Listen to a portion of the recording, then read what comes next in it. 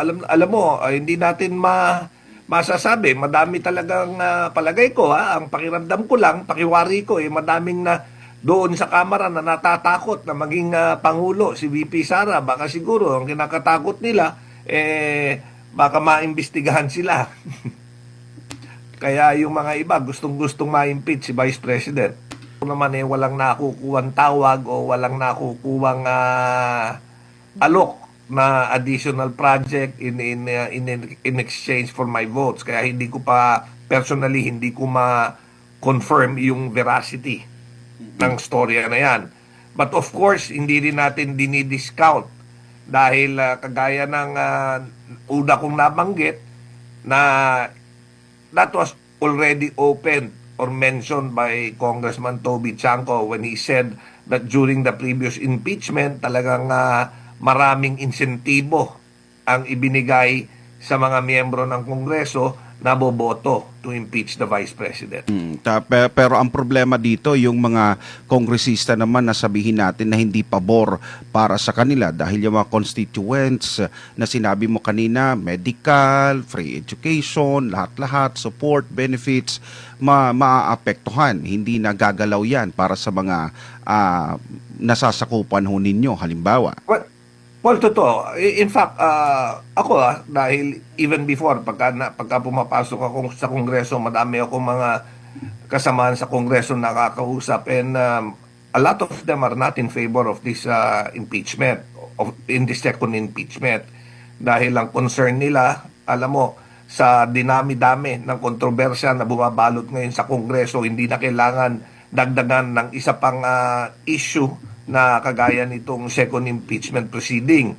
Ngayon, madami sa kanila ang ayaw nga sumuporta dito sa impeachment, pero pag nakakausap ko sila, natatakot rin silang mag-voice out ng kanilang stand na ayaw dahil natatakot sila maapektuhan yung pondo nila at mga proyektong maaaring ibaba sa kanilang kadistrito.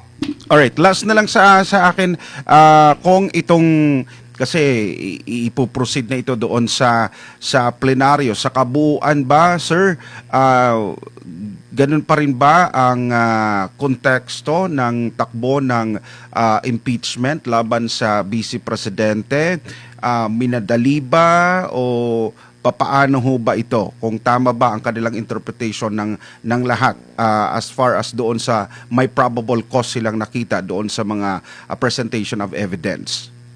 Well, alam mo, with regards to improbable cause, unang-una, kagaya nga nung inattendan kong hearing when they were divulging yung mga contents nung o yung AMLAC report, I said, hindi dapat i-divulge yan because it was not part of the exception kung saan pwedeng yung mga nilalaman ng mga data ng mga bank transaction mo pwedeng isa publiko because that is contrary to the bank secrecy law. Pero anong sinabi? Hindi naman raw yung bangko yung sinamon nila at hindi raw kinuha yung data from any bank personnel. Pero ano ba yung ni-report ng AMLA? Di ba nanggaling rin yan sa data given by the bank, mga bank transaction. Ang masakit nga dito is the narrative that they were trying to project. Pino-project nila that si VP that there was 6.7 billion that was in the account of the Vice President and her husband, si Atty. Mans Carpio. Pero kung makikita mo, transactions are different from bank deposits. Laging sinasabi may 6.7 billion. Walang 6.7 billion doon sa account ni Vice President at ni Atty. Mans Carpio. These were transactions in and out na transactions mula 2005 hanggang 2025. So ito yung mga yung cumulative in and out ng mga pera. Ang sinasabi nila, these are yung mga transactions raw are